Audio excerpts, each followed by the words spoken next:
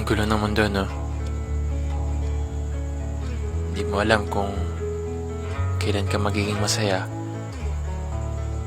Bigla ka na lang iiyak. Ngayon, tapos na ako magpasaya. Iisipin ko naman kung sa papaanong paraan ko mapapasaya yung sarili ko. Kasi kapag marami akong kasama, madali na lang tumawa. Madali na lang ngumiti.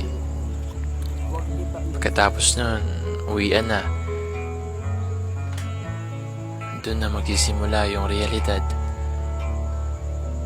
na sa lahat ng kasiyahan, meron ding kalungkutan. Ang kabaliktaran ng saya ay yung lungkot. Kabaliktaran ng ngiti ay ang pagtulo ng luha. Ang hirap paniwalaan ng mga palagi nating naririnig katulad ng andito ako kapag kailangan mo ako. Ang hirap mag-open up. Ang hirap sabihin kapag kailangan mo sila. Kasi nakasanayan na nila na masaya sila kapag andyan ka. Kapag andyan ako.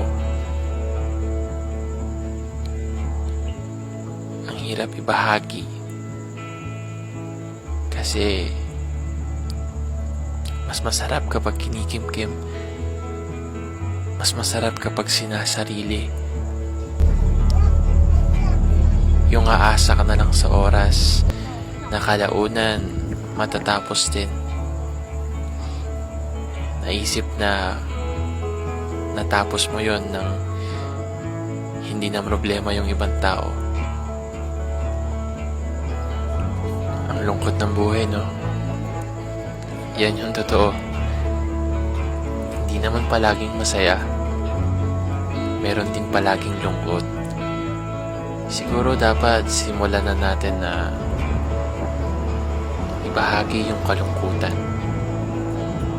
para napapalitan ng kaligayahan.